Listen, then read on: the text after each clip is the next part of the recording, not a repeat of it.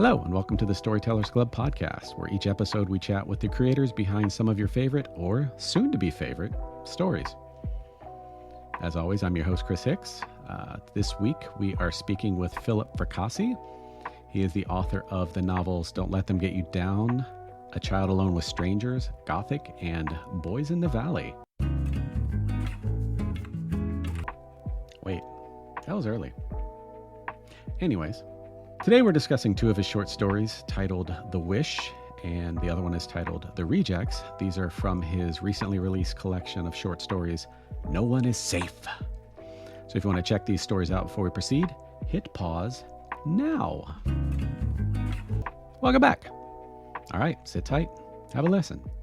I want to talk to you a little bit about your writing and the successes that you've had, the recent success that I saw with the deadline announcement for the story adaptation coming from A24, which is incredibly cool. Like A24 is just like, I don't know, like I like everything they do. It's just like they feel like they're working in a very fun space of like, all right, let's do silly, weird things. And, sometimes it's, it hits, sometimes it's, maybe not as much, but, they just kind of work themselves in that too as like a cultural, like calling something an A24 movie, like they have their own genre now almost. So yeah, Oh yeah. how did that come about? Like, because that story Alter, that was, you wrote that back in like 2015, 2016, 2017, somewhere around there. Not quite a decade, but Yeah. somewhere around there.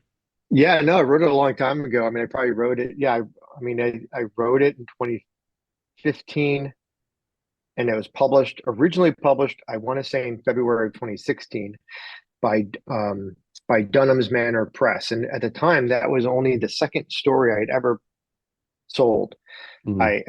I had previously sold um Mother, which was my first publication in 2015. That came out from Dunham's Manor Press, and then I followed it up with Alter, and then both of those stories ended up in my story collection, Behold the Void, which originally came out in 2017, and then went out of print with that publisher in 2018, and was brought back to life in 2019, and then went out of print again, and then was brought back to life again in 2021. I mean, that poor book um, has been It's a through the fighter. ringer. It's a fighter. I mean, it's had three different covers. I mean, it's been a fight to keep that book in print. So right now it's with Lethe Press, who also published my other story collections, and so they do a really nice job. And so yeah, but it's an early story. And yeah, A24 is amazing. The thing with A24 is they do original content. They do Right. original ideas. They do original stories. A lot of studios don't really want to take risks on original stories. Mhm. They want Exorcist 5, or they want Yeah. Avengers 26 or whatever it is. They don't want to take risks. They want pre-established Yeah. brands. And so it becomes but A24 is that the rarest original content, so, and does it Mhm. very well. And yeah, and they're geared toward horror and science fiction and genre, kind of quirky stuff. Not, and there's other studios like Neon, who do Mhm. this similar stuff, but at a smaller scale. So yeah, so it really wasn't that complicated. I you know the director of the movie is a fan of my work. He'd read Alter. Mhm. Um, his management contacted my agent, um, and said he'd like to make a feature out of the story, and we were like, great. And we um, did a little deal with him so he could go out and develop it, bring in a writer named Will Sudik, Yeah. Soodik.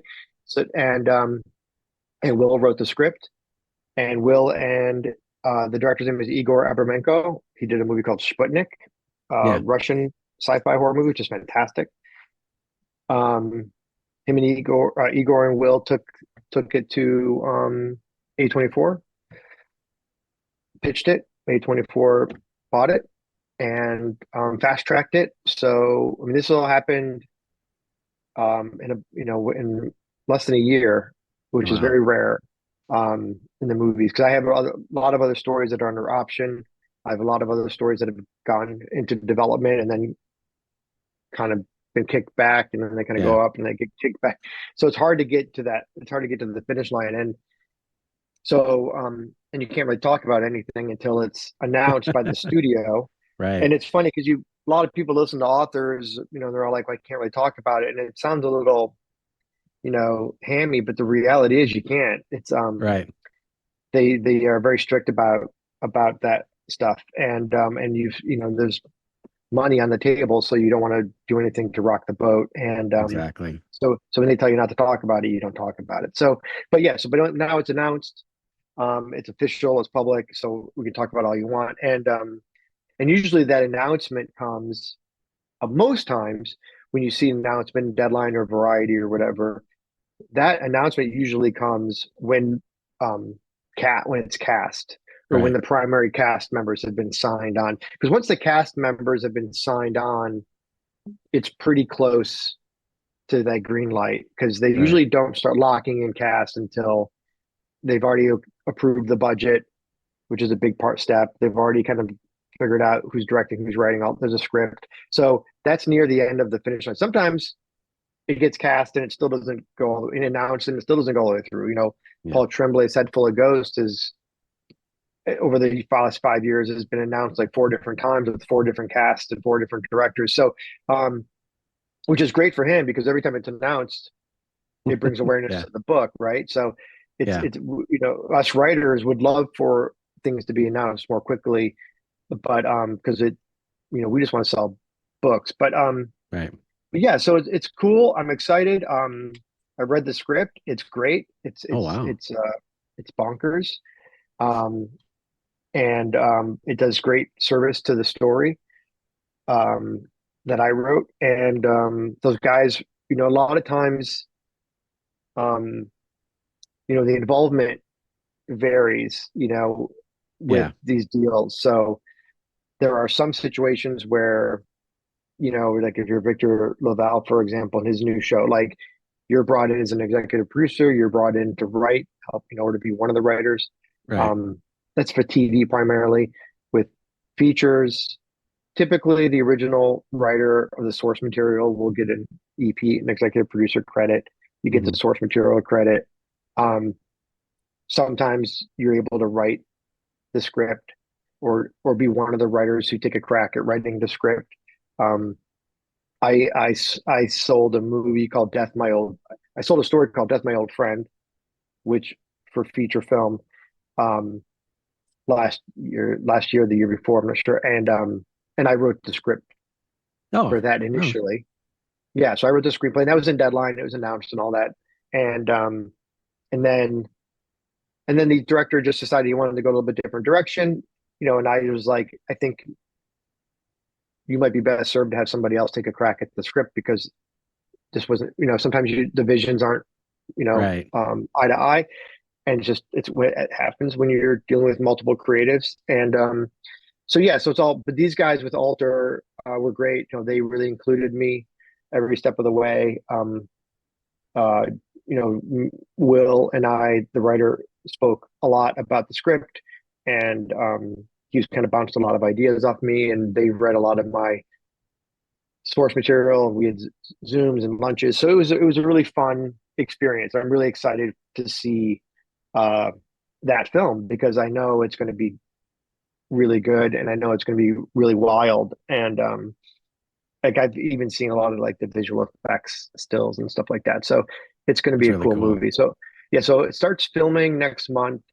Oh wow. They have Yeah, fast tracked it then. Yeah, that's yeah, it starts crazy. filming next. Yeah, it starts filming next month. So I'm hoping it'll be out next year. I mean, I Nice. don't know anything. That's an Yeah, I educated know. I know. Yeah. guess, but yeah, but I would assume. I mean, they'll be done filming before the end of the year. Then they just, give it Yeah. 6 months for post and all that kind of stuff. So barring, and it's A24, so it's not like a big studio where they have to like slate it into. like a Paramount or Universal where they have like 50 movies coming out over the next 2 years. They got to figure out where everything's gonna be Where it slated. So fits, yeah. I have a feeling it'll be out. I would assume like next year. Yeah, I would. Yeah. So hopefully, fingers crossed. Yeah, Um, fingers crossed. Yeah. yeah, That's really cool. Yeah, I know just from my own experience, with selling things or optioning things for film adaptation, TV adaptation, it's everything in Hollywood is a rush until it isn't. So like there'll be like a week where it's just like a flurry of activity, information, information, information, and then dead silence for 2 or 3 months. And then again, it'll pop back up and then kind of goes. But yeah, it's really cool. Like once you get to that point where you've got the cast, you've got like a plan for like they're already at the point where they're getting ready to film or making a plan to film. That's like a really cool stage to be in. So yeah, no, I look forward to that as well. We'll keep an eye out for it. Again, I'm like I said, anytime something A24 comes out, like, oh, I'll check that out. So yeah, but now yeah. you like you had mentioned there that you've previously that you've done work as a screenwriter as well. Um, which like I guess kind of with that because you've written screenplays, you've written short stories, novellas, and novels. When starting a project, do you like how do you know what it's going to be? Like, do you decide up front, like, oh, this is going to be a short story, or like, oh, this is better served as a screenplay, or there's enough story here for a novel? Is that kind of more in the outlining phase of figuring out how much meat there is on the bone, or more of a I'll see where it goes and figure it out once I get there kind of thing? Um, no, I know. I so whenever I come up with an idea, um, I pretty much know right then what it's going to be. Is it, Hmm.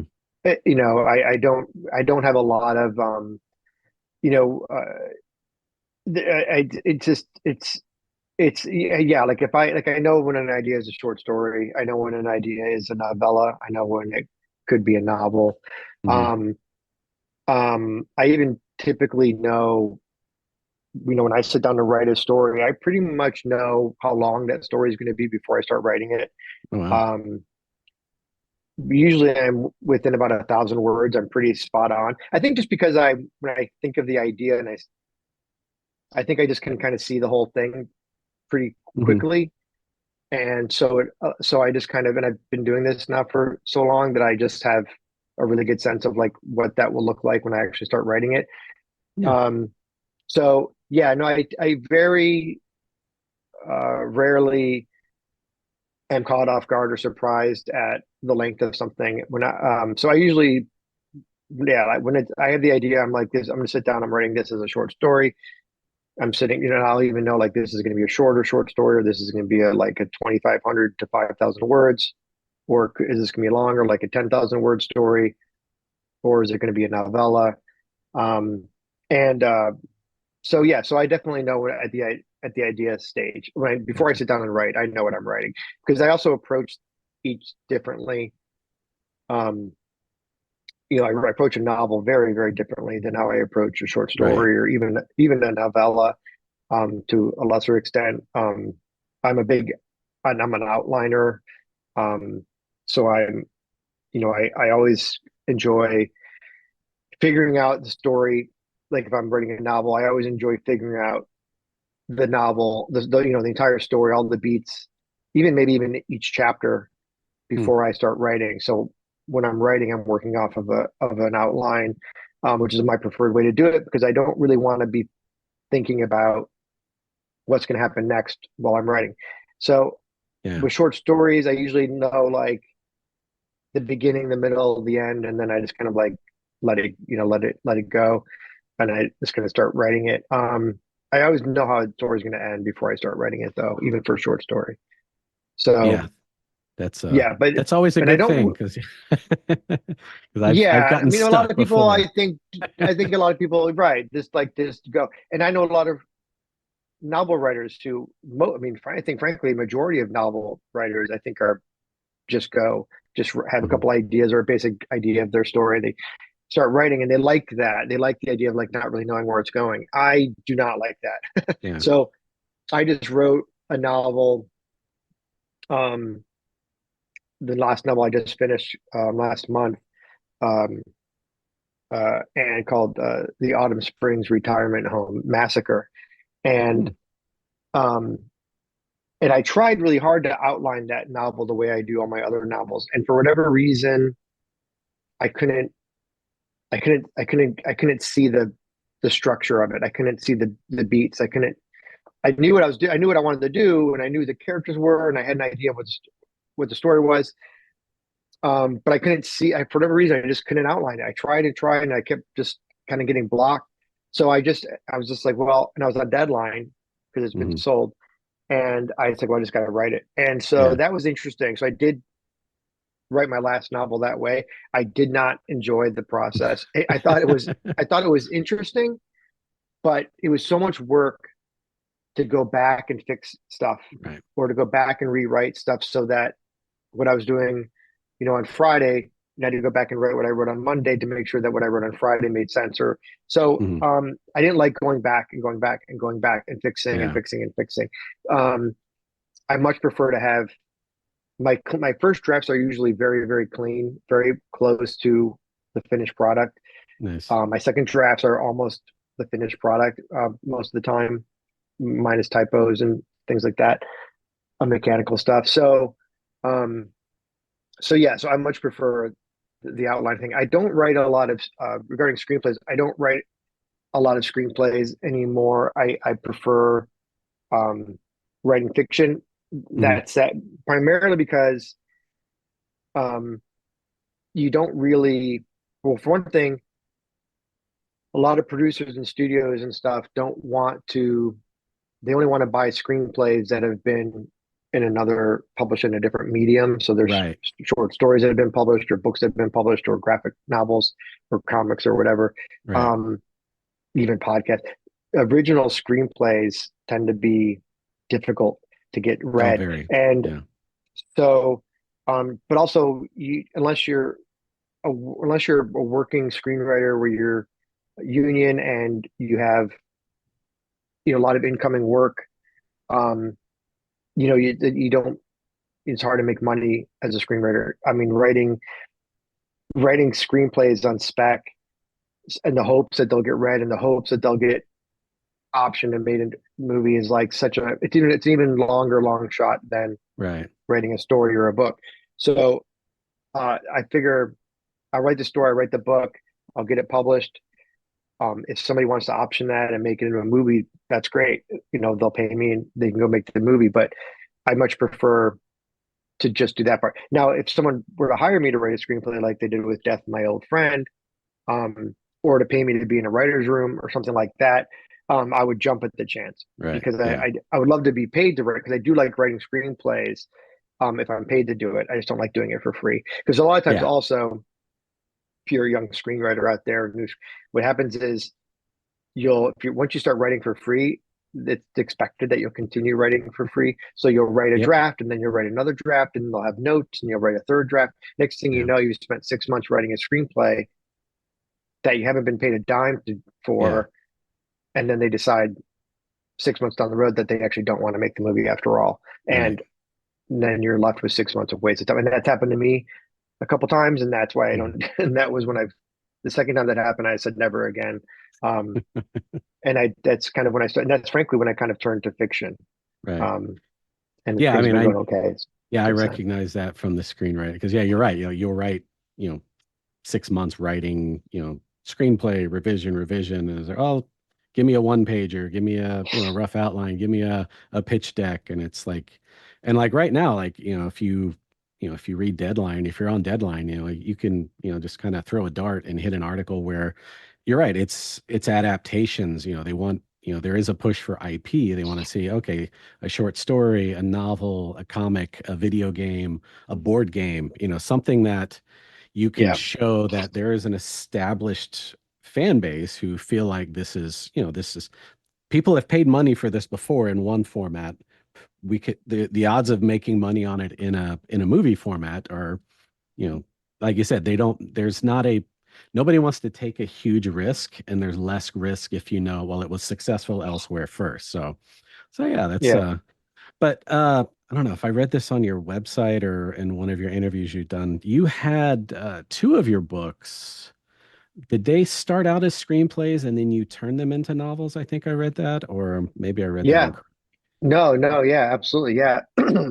How was Um, that process? Because I know a lot of like screenwriters, just from like being in the screenwriting community where they have kind of like, well, I put this screenplay in through the contest system and all that stuff, and it's gone as far as it can. And like, how do I adapt it in? I want to adapt it into a novel. And part of it's just, as writers, we love our sometimes we fall in love with a story and we just don't want to, let it go. And screenplays are, you know, get let go a lot. So how was yeah. that process? Was that difficult or to adapt like Well, that or I, for one thing, I say, you know, in all humility, it's very, there's not a lot of screenwriters who can write novels or who can, it's really a different skill set. yeah, it's a different Um, muscle. Yeah. yeah, and there's not a lot of, you know, prose writers, fiction writers who can write screenplays. I mean, but the reality is, it's easier to learn how to write a screenplay than it is to write a novel. And Right. that's no offense to any screenwriters out there, but it is. It just is. And um, I mean, a screenplay is just so stripped down, and you're really just coming up with the idea and the dialogue and the action. Um, and then 16 people are going to change it anyway. So, Yeah. um, but yeah, so I had I had some screenplays. I right around 2000 to 2010, give or take. I was basically writing screenplays. I was not writing much fiction. I've always written fiction. Like I've just, but it was more like, I don't want to say a hobby, but it wasn't professional. I wasn't getting paid for it. I was just writing Right. stories, and I wrote a few novels, and but I wasn't selling anything, and couldn't get an agent, and I was like, it's not working out. So I started writing screenplays, and I had some success writing screenplays. I wrote some screenplays for Disney. I wrote a Lifetime movie, and again, I had some stuff in the works. I was getting paid to kind of do rewriting and stuff like that. So I was making a little bit of a living as a screenwriter. So I wrote some spec scripts and shopped them around, and they didn't sell. So I kind of put them back in the proverbial drawer. And then when I started writing fiction, in around 2015, when Mother and Alter came out and Behold the Void came out, um, I got an agent. People were digging my work, and I was kind of like, and I and I wanted to start writing novels, to kind of take that next step. And yeah, and I had these stories already written. So I was like, well, I have these stories, they're done. They have their have beginning, middles, and ends. They have Yeah. character arcs. They're all, why not use this? No one's ever going to make a movie out of my script, so I'll just write it as a novel. So that's what I Yeah. did, and it was I'd done that for I think three of my books. Okay. Um, so I think I have two books coming out next year. I don't know how many books I have, dude. I think I have like seven novels, but I think three of them are from screenplay. Boys in the Valley was a screenplay. Gothic was a screenplay. Yeah. Third Rule of Time Travel was a screenplay. Oh, okay. Um, Child Alone with Strangers was not. Autumn Retirement Massacre was not. Um, Don't Let Them Get You Down was not. So, um, so yeah. So what I did was I basically just took the screenplay and basically stripped out the beats, um, recreated the beats in kind of raw form, and I use Scrivener to outline my novels. So Yeah. I plan to plugged all the primary beats into Scrivener, so I could kind of see the story, and then I started kind of filling in and moving around and making it so it would read, kind of fleshing out some of the characters, because it's just a different medium, obviously, when you're writing a novel, and much more internal thought, dialogue, Right. emotion, motivation. So all that stuff had to be baked into the novel that wasn't in the screenplay Yeah. necessarily. So, um, So yeah, it was a process. It took me about, I would say it took me about a month to um, kind of outline, newly outline everything. And then it took me about another month to write the novel, the first draft. Similarly with Gothic. Now, Gothic was a little different because Gothic, for example, I had the screenplay, but when I was like thinking about adapting it into prose, into fiction, I didn't really, some of the stuff didn't really work for me that was in this Hmm. original screenplay.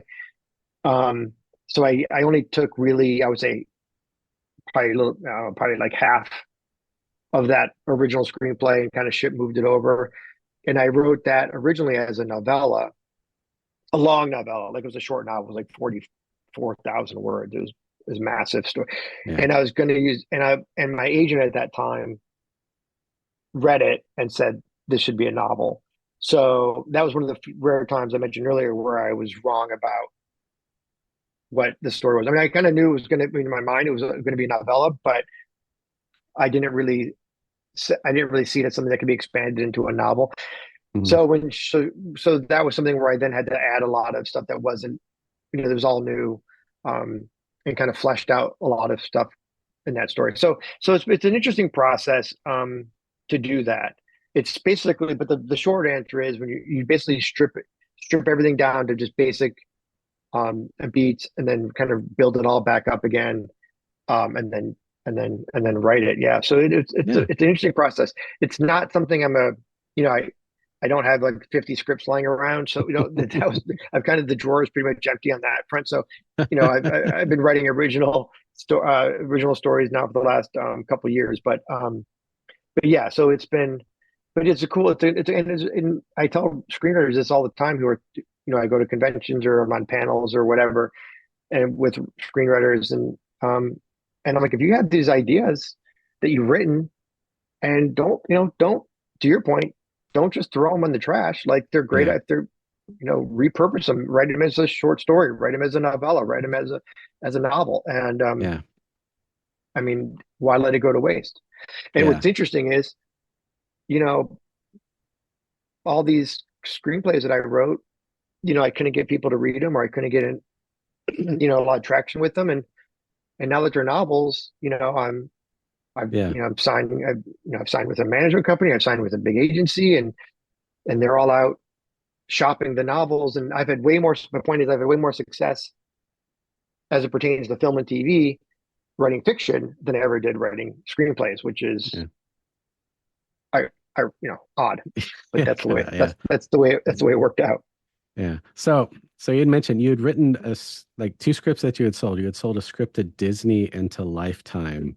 And then what was the transition from that to like reading your stories, reading your novels? You write some pretty dark stuff. So like was that like a antithesis response to like doing a Disney story or just Well, so most of my life I wrote dark, what I would call dark literary fiction, which is, Gotcha. it's a snooty way of saying non-genre fiction. But so I've always leaned toward dark. Right. The Disney stuff, I was a work for hire. So Oh, okay. I was paid to write the screenplays. But I do enjoy writing that stuff. And I've actually written a kid's book um since then, called The Boy with the Nice. Blue Rose Heart, which came out a couple years ago. To much fanfare, obviously. I'm just kidding. But so it was really just, it was work. I was just, I was making a living. It was my, so I was just, Yeah. so um and then the Lifetime movie was actually a ghost story thriller. Oh, okay. So it was actually pretty. It's called Girl Missing, and it ended up being a little bit more of a crime movie, maybe, but it has like supernatural elements to it. So it's kind of in line with what I do now. Okay. Um, and I mean, I was writing, and I've always been a horror reader. Right. So since I was a kid, it was always my genre of choice. And I've told this story before, but what's kind of interesting is what happened was I was writing I was writing the brand of fiction I was writing, but I was writing. But when it came to screenplays, I was writing horror screenplays because that's what I wanted. And for whatever reason, I just had this mental block where I was kind of like, I don't know. I just figured if I'm writing fiction, it can't be horror. It's got to be literary. It's got to be, Gotcha. and I don't know why I thought that. And I don't know, it wasn't because I'm snooty. I didn't go to college. I wasn't lit, graded. I don't have an MFA or anything like that. It wasn't like that. It was more just like I just saw them as two different things. Hmm. And when I was at a point where I was kind of struggling with the screenwriting and things were kind of like slowing down for me there, and I wasn't getting to that next level that I was kind of hoping to Hmm. get to.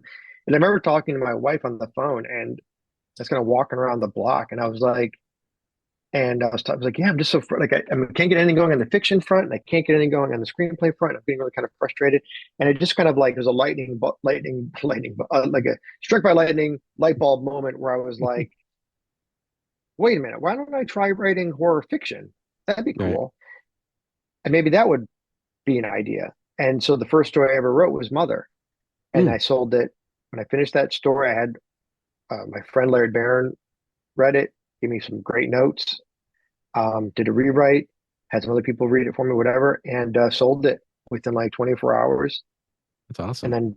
then boom, did wrote Alter, sold it, same publisher, and then got that got an offer to do the story collection. So I wrote some stories for that. And yeah, so and then things just kind of took off. So sometimes it just takes, it's I started writing, I started my writing career very old, comparatively to a lot of writers. I didn't publish my first book until I was in my mid 40s. So, but I think I don't, and there's part of me that sometimes feels regrets that, like feels like, man, if I'd only started a decade earlier, I'd have so much more time to write all these ideas that I want to write. Yeah. And I'm always feeling a little bit, people ask me about why I'm prolific, and I'm like, because I hear that clock ticking in Yeah. my head, and I feel like I'm not a young guy, and I want a lot of stories I want to tell, and it frustrates my agents and my publishers because I have too many books coming out. Um, Such a but hard problem to have. Too many right, so books. it can be problematic, it Yeah. can be frustrating. Yeah. But anyway, so I kind of totally lost my point and all that, but which is just basically saying that I just wanted to jump on that opportunity because I was older. But I know what I was going to say. What I was going to say was that I do like I do feel better. I started to take it early, but I think there's also part of me that realizes that sometimes everything has to converge Right. to get you to a certain point. And I think I was writing all this dark literary character driven fiction for so long. And then started writing all these screenplays, and I was learning structure, and I was learning um, beats, and I was learning how to tell a story. And I think when those things, and I was maturing, I was getting a little older, and I had I've had a lot of hardships in my life, and I've had some real lows. And so I think I had a lot of emotional range, Hmm. for lack of a better word. So I think all that stuff kind of, you know, converged to get me to a point where I could do what I'm doing now, which is Right. writing horror genre or sci-fi, whatever I'm doing, telling a good story, telling it with the emotion, and also telling it in a way that where it reads well because I've had so much practice crafting my prose. So I do Right. think that it was just the timing was right for me to start this kind of like part of the journey. Yeah. No, that makes perfect sense. Yeah. It takes you know, there's the honing the craft aspect of it, but also being in the like having the life experiences, having the I don't know, kind of even distance from some trauma or freshness of trauma, depending on what it is, to be able to kind of tap into that to write. So yeah, as a writer of a certain age, I turned 50 this year. So yeah, I understand the push to want to be prolific. So yeah, it is real. I understand that. And I also came into it a little late. So yeah, I'm trying to catch up with all these youngsters. So yeah, Yeah. yeah. So I wanted to talk to you about your short story. So I got your short story collection, No One Is Safe, which, by the way, love the cover on that. That is just a lovely cover. I mean, it has just kind of that I think I have one pulpy, right fun here. cover I to can, it. there you go. Yeah. Oh yeah, there you go. Yeah, that is gorgeous. I just say, and then as I was reading it, like the very first story, which I wanted to talk to you about, was actually the first story in the collection, which is The Wish. And you do something in this story that I love to see when I'm reading horror fiction, is that you take something that is innocent, like a birthday wish, and you take it to a very dark place. And I just love, I don't know, I just love stories like that where you take something that's very relatable, very, common, that is, oh, what's scary about making a birthday wish? Oh, okay. Well, this is what's scary about making a birthday wish. So, what was the like, I guess what was the thought process that went into writing that? Like, where did that come from? Yeah, well, first I want to say that the cover art was by Oh yeah, definitely. is an original painting by Jim and Ruth Keegan, who go by Jim and Ruth as their um, moniker, and they do a lot of work with like Centipede Press. They've done a couple Stephen King books. So I was very excited to work with them, and they're amazing people, and I really like those guys. So that I commissioned that commissioned that painting. Even the titles is this is all one painting, so it's pretty cool. Yeah. I'm trying to bribe them to give me the original, but I don't know if that's going to work out. But Just keep but yeah, asking. We'll wear them down. so I think it's interesting you mentioned that because I think it's a pretty if there's one kind of recurring theme in a lot of my work, it's that I do like sort of taking that kind of everyday innocent thing and turning it into something dark. I think you could look at we talked about Alter, Yeah. very much the similar thing where it's a community swimming pool, it's a bright sunny afternoon, kids are playing, and it becomes probably easily arguably the darkest story I ever wrote, but that's the where the story starts. And I think with the wish, yeah, similarly, it was the innocence of a birthday wish. And I think I don't really remember where the idea came from, to be completely honest. Yeah. It's one of those things where things just pop into writers' heads. And, it's, one thing about writers, horror writers specifically, I should say, is we have a tendency to look at something that might catch our interest or catch our eye or for whatever reason and sort of think like, well, what if this happened? Like, Right. what if this, like I can tell you, for example, with Alter, the origination of that story was I was literally hanging out by a pool and I was just sort of like laying there and I was staring at the pool and I just thought for no reason at all. I was like, what would happen if a sinkhole opened underneath that pool? Yeah. And I was like, that'd be pretty horrific, right? And then I was like, well, Yeah. what if it was full of kids? And what if it was a community pool? And then what if? And Yeah. so that's how that grew. So I think with the wish, I don't know, it's probably something similar like that happened where I just saw something, you know, and saw something else, and the two matched together in my head. I did have an, I did, if I remember correctly, I did have the idea. I think there was something about the acorn of that idea was somebody having a dropping dead at a kid's birthday party. And I think that was where it started. Yeah. And then I think I was kind of like, what if the kid whose birthday party was wished that whoever dropped dead came back to life?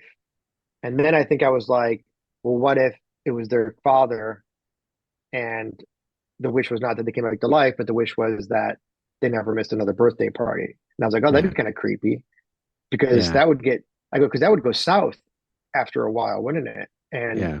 as you read in the story, it does. So I think that was the how that idea came about, and that idea actually has been getting a lot of film and TV interest. It's been optioned, so fingers crossed. Oh, that one's that That one's been optioned. Oh yeah, yeah. that's So fingers crossed as I that one was, gets some yeah, traction. Yeah, definitely, because definitely as I was reading it, I was like, okay, I see. It's very visual. I mean, there's some very visual cinematic elements to it that could translate well to to a film, or even like what's that show, creep show type, like anthology type shows. Definitely yeah, something there. But what I yeah. I like, mean, it's Yeah, sorry, go ahead, I go was ahead. just gonna say, one thing I loved about it is just it's such a 6-year-old thing to be mad about your dad dying at your birthday. It's just Right, I know. I just love Yeah, that. He's like, my dad's dad, everybody, he ruined my birthday.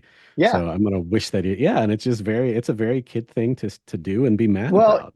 Yeah. and that's another thing I think with my work, that if we were talking about themes that run through my stories, that similarly, I tend to make my characters are not necessarily, you know, my characters are complex, and Right. they're not, they're very, I don't want to say anti-trope, but um, they certainly play against conception, Right. preconception. And yeah, I love it. There's nothing that gets me more excited when I'm writing than a character who does something um, off the wall or offbeat, that unexpected, or and I love that the kid. That was what got me really excited about that story, was that the kid, it was selfish and continues to be selfish Right. Right. uh, throughout the story. And that was one of the things that really made it interesting for me, was his character, and then the dad's character obviously as well. So the kind of the two arcs that those characters have. And yeah, so that's something I really love doing. The story I in the two books that are coming out next year, um Third Rule of Time Travel and Retirement Home Massacre.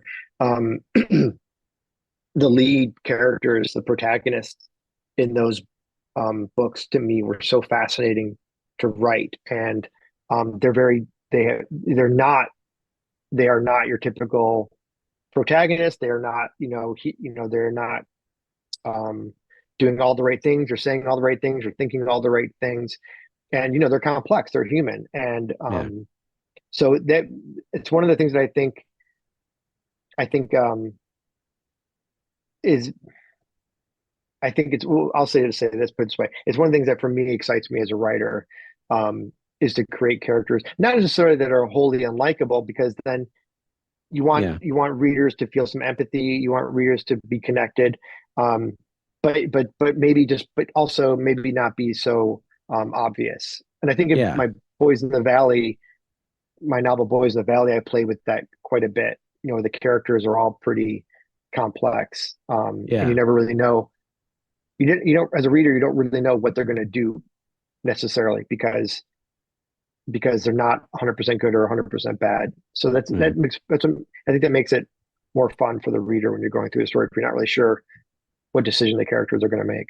Right. And then like especially with this one too, like one thing that I liked about it and in some of the other stories of yours I've read is that and writers that do this well, it's always great to see it. But like you the way you wrote the boy in the wish, it even though you're not sure like kind of like how he's going to react to things, but like you understand why he chooses the choices that he makes. Like, Right. later on when his dad's like, come on, let me go, son. And he's like, he lies to him. He's like, yeah, I'll wish you away. And he doesn't. And it's like, all right, I understand. Cause he just had this, like, that was like his first, like he just had like a touching heart to heart with his dad about a girl, something that he'd been longing for. And then he was like, okay, well, I understand why. Oh, if I can get more, it's kind of like when you're in I don't know, you just like I want to say a bad relationship, but like, when you find something to hang on to. It's like, oh, if I just have a little more of that,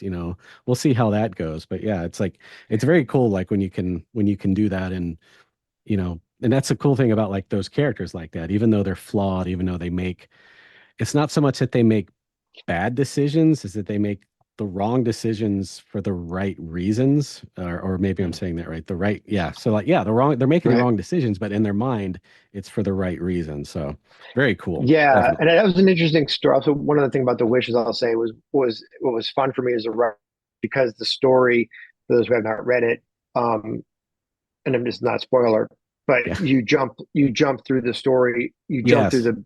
the kid as he ages, and each chapter is basically older and older and older. And it was interesting for me to kind of start with a 6-year-old, and then jump to a 12-year-old, and then jump to a 16-year-old, and then that was it was an interesting challenge for me, and to get across that aging process Yeah. and making his character ring true for each of those sections was a Yeah. fun challenge for me as a writer. And as a I enjoy reader, that. when I was reading it, I'll admit, like as I changed the page, and I was like, I noticed, I thought I had skipped some pages. I didn't realize at first that you started at 6, and I was like, as Right. I got, I was like, I'm up to 12. I was like, wait a second, did I miss some pages? Like, and I was like, oh, okay, that's his age. Like, it took me a second. It was a very clever way of Yeah, it was breaking up the subtle, but chapters. yeah, I didn't have a problem with that. I know it was subtle, and my publisher mentioned at the time he's like people might be a little confused. I'm like, they'll get it. They Yeah. Oh, won't. They yeah. might I not get mean, it. I said they might not get it at first, but they'll get it. And then when they do get it, they won't be upset about it. oh, They'll yeah, think it's neat. exactly. And that's one of Yeah, those things is you don't want that to. was my You never want to reaction right away. frustrate a reader, but I don't ever want to frustrate a reader. But I don't mind making readers work a little Yeah. bit Yeah. I mean, it's if it's for the right reasons.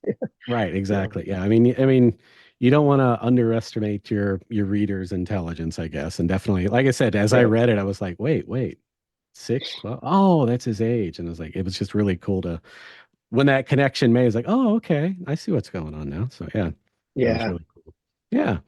So another story in this collection, I wanted to touch on too, because I read it again today, was The Rejects. And I like this one Mhm. because it's I don't know. I like kind of the dark sci-fi, and also I have this is I'm telling on my stepdaughter a little bit. She loves the theory that the moon is hollow. Like Sure. she'll get off on a tangent about how the moon is hollow, and like when the moon rings like a bell and things like that. So when we start digging into the story and then like, oh, they're going down inside the moon, and like he makes the joke about the moon being hollow, and is like, you're close but not quite. But so yeah, so on this one, what was the and then like, yeah, you've got fossils on the moon, which is really cool, and then you kind of realize, oh, this is where it's going. So like, I guess on that one, like, what was the like, where did that one come from?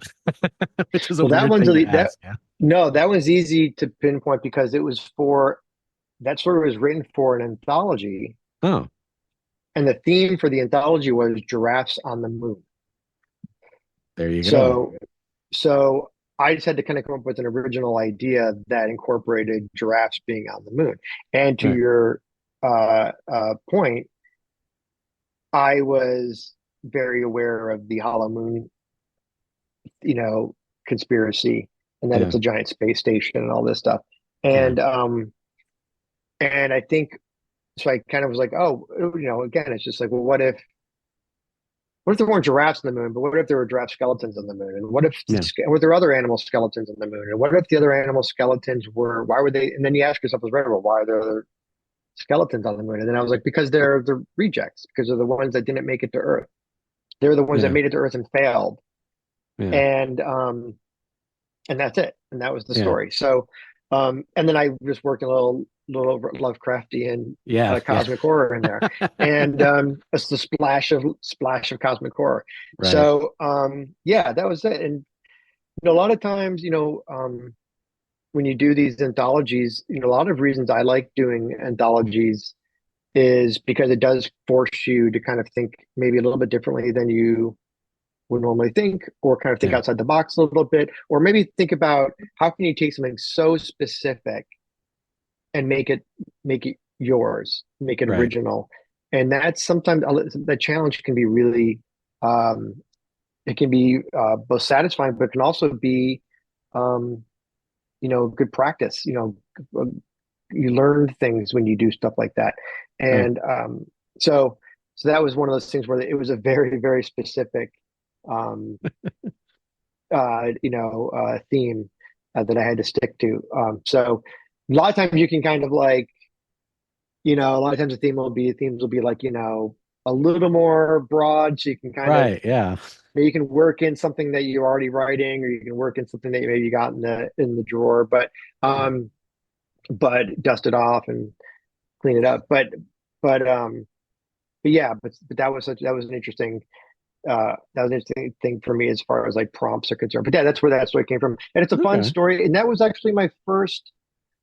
No, it wasn't my first sci-fi story. I had written a science fiction story before, um, kind of discounting everything I had said about literary. But I did write a science fiction story um, before I was a published author, and I wrote it as a birthday present to my wife. Oh, I wrote her like a little like kind of a cute little science fiction story called Quad, and which is actually available online at Interzone Magazine's website. So, yeah, so I wrote Quad, and then I wrote, but that Rejects was my first sort of like sci-fi horror story. right. So, and now I've written more sci-fi, a lot more sci-fi since then.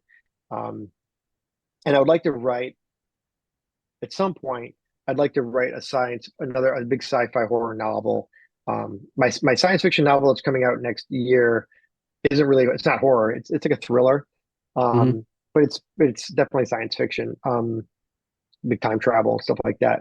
But Yeah. I would like to write like a big sci-fi horror novel at some point.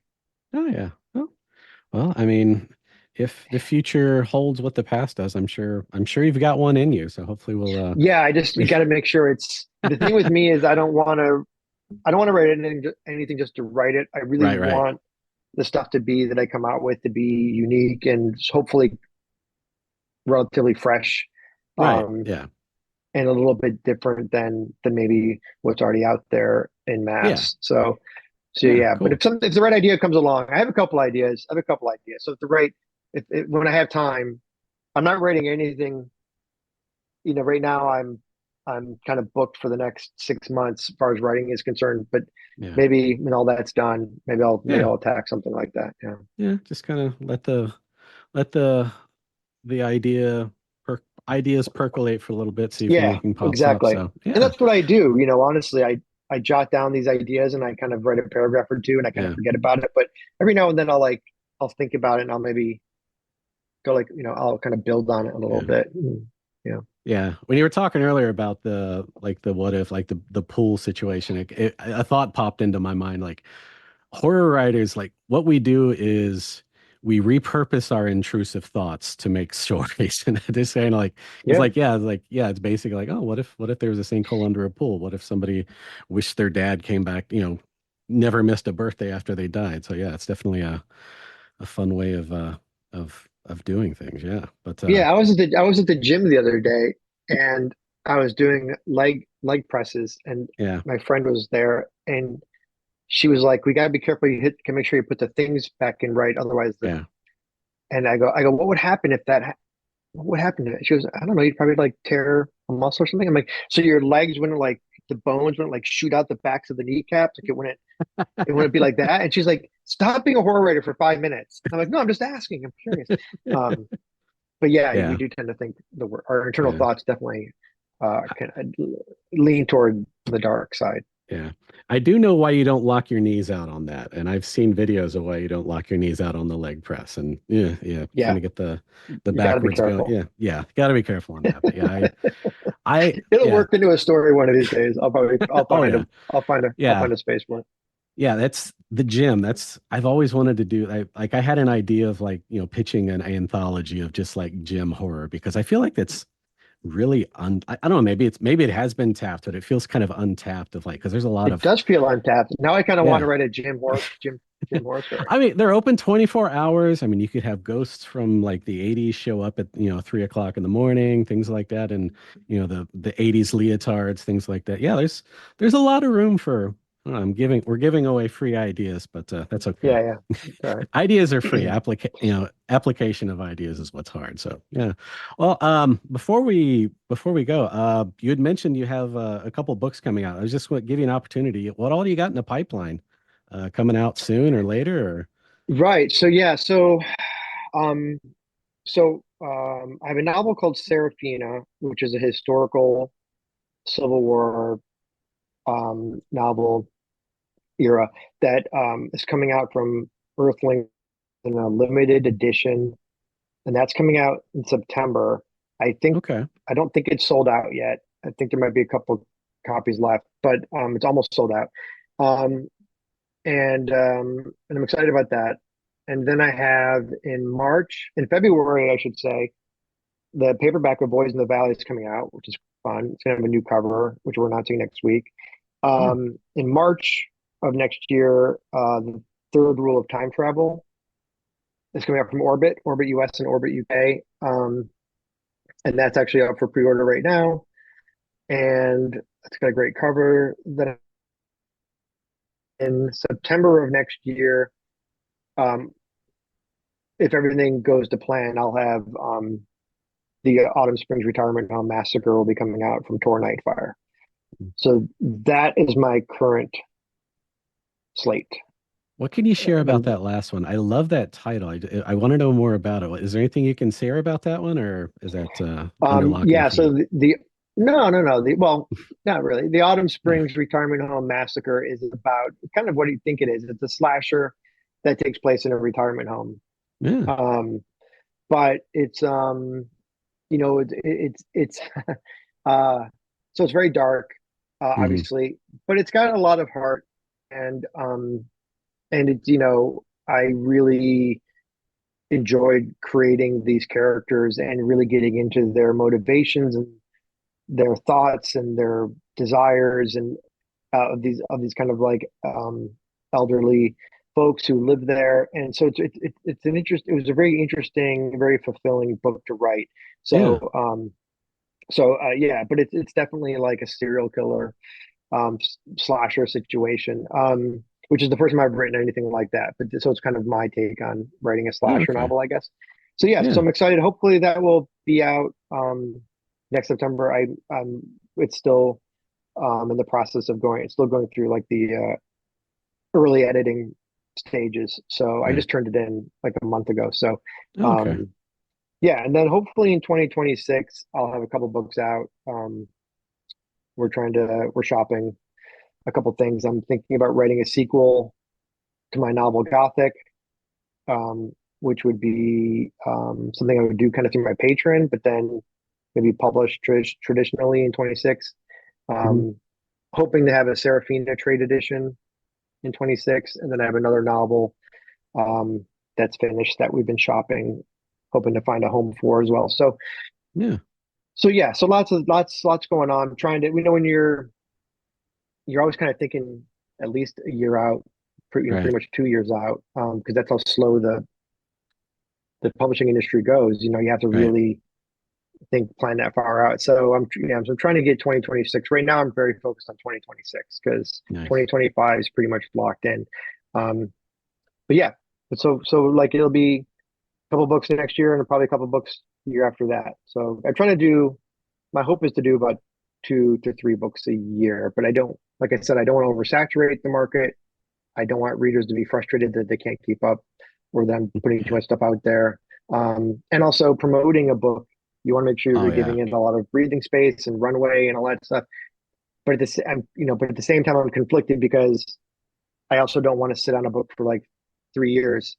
Right. So it's one of those things, and that's kind of where Serafina came in with the Earthling edition. Is sometimes the answer to that is to do it with like a deluxe limited press. So the book is Hmm. out there for people who want it, and then you can kind of go wide with it down the road. Josh Yeah. Malerman does that quite a bit. He'll sell a Oh, lot of wow. original novels to like Earthling, for example, and then or Cemetery Dance or whatever, and then down the road do like a trade edition. He did that with Okay. Pearl, and he did So it's yeah. So it's just trying to that balance of getting stuff out there, but not necessarily you know not in a way that's going to be where you're competing against yourself. Right. Yeah. Is the All idea. right. Cool. Oh, I meant to ask you this earlier, but before. So who are you reading now?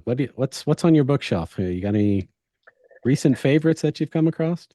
I just finished a book called White Line Fever, which was written by Casey Jones. For That's a Nightfire book that's coming out. Um, I just started The Ferryman Hmm. by Justin Cronin, right? Yeah.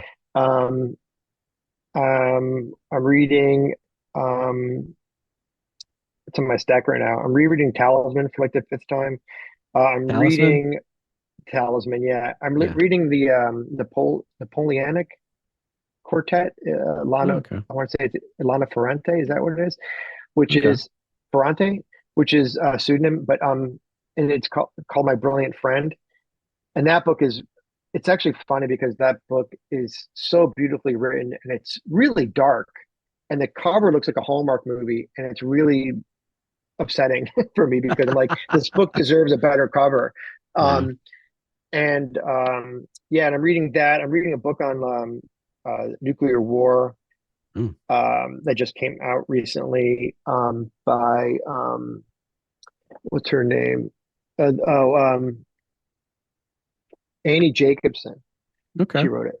This is a different. It's her older book. I have all her books. I'm a big fan of her work, and Nice. and I know you're like Philip. That's enough. But I'm trying to think. There's one other You're book fine, on man. my Yeah. yeah. There was one other book on my stack that I trying to remember. I want to get to. I just finished. Oh, I said it, I finished Lone Women by Victor Mm. LaValle, and I loved it. So that's a recommendation. Yeah.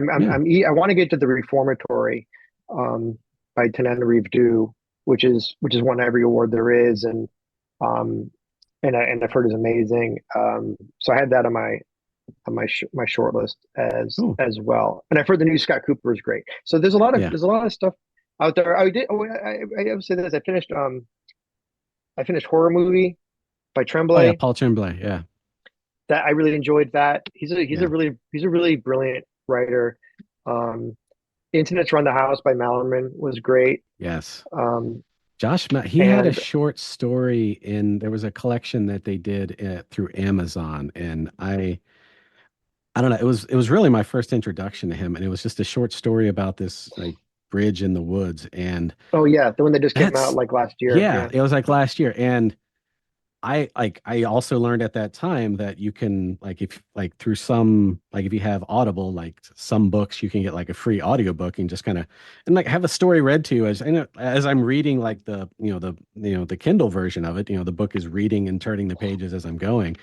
And that was the first audiobook I've had that had a jump scare that actually like Oh really? got me like really bad. Like and it was yeah, I won't spoil it, but like yeah, it was yeah, I've been a fan of his ever since that. So yeah, definitely. Yeah. Yeah. He's a great writer. Bird Box. I've always Yes. Bird Box to me is a modern classic. Yeah. Um and yeah, but Josh always brings the goods. And yeah, so those are all recommend. Lone Women, I would definitely recommend. Horror Movie, I would recommend. Incidents Around the House, I would recommend. I've heard great things about the Reformatory, like I said. So, Mhm. yeah, there's lots of fun stuff out. Yeah, it's A a lot of good fun time stuff out for there. I mean, good time for it. I don't get to read a ton of. I read a lot for, I blurb a lot of books, and I've actually cut off blurbs requests because I think for the rest of the year because I just all I've read. That's why I don't mind reading them because they're good stories, but I also have like this, 1,000 book TBR that I want to get to. So Yeah. I had to kind of like cut it off so that I could, because all I've read for basically this year is for blurbs primarily Gotcha. with one or two exceptions. Um, so anyway, so yeah, but there's a lot. That's kind of what I'm reading right now, and I think everyone I'm reading Stephen King's new story collection too, which is Oh yeah. so far Yeah. so brilliant. Yeah, it's Yeah. really good. Yeah, I just finished. That's one of the things that I just finished. It was I don't know. I've always been I mean, I love Stephen King, but yeah, his short stories are just, I don't know, just just brilliant. And I always, anytime he's has a short story collection come out, I get it and Yeah, basically read he's it cover to cover. Yeah. Yeah, and there's some new stuff coming out too. Like CJ Leeds got a new book coming out. Nat Cassidy's got a new book coming out. Yeah, I read this book called from S. If you like sci-fi horror, I read a book called Ghost Station by S.A. Barnes. Oh, Which is really good. She writes sci-fi horror. She's got a yeah. couple books now, and then she's a new book coming out as well. So yeah, these are most of these guys are Nightfire authors or that I get Okay. sent to or Orbit authors. Oh, I did. Craig DeLuey is a book called How to Make a Horror Movie that was really good. Oh, yeah, I And I saw just that read one. Yeah. Yeah, and I just read Andy Marino's new book that's come called The Swarm. That's an Orbit book that's coming out, I think, later this year. That was really, really, really fun. It's about a cicada apocalypse. Oh, interesting. So Yeah. yeah, go Yeah. for it. Well, my to read list just got a little longer. So Good. always good. Yeah. Well, Philip, it has been really great talking to you. I'm glad we could do this, and I appreciate you taking the time out of your busy day, both reading and writing, to spend an hour just just talking stories with me, man. It has been my pleasure, and I hope we can maybe do this again in the future sometime. For sure. For sure. Yeah, I Yeah. appreciate it, Chris. Thank you. Check the show notes for how you can stay up to date with Philip's work and latest releases, including his upcoming novels Serafina and The Third Rule of Time Travel. And keep an eye out for the film Alter by A24. It's based on a short story. It stars January Jones, Kyle MacLachlan, and David Krumholtz. Nice. If there's an author you'd love to hear from, or let's say you're an author who likes to chat about your work, about what you're reading, about stuff. Stuff is good. Email storyclubpod@gmail.com. Thanks for joining us today at the Storytellers Club. I have been your host, Chris Hicks. Until next time, thanks for listening.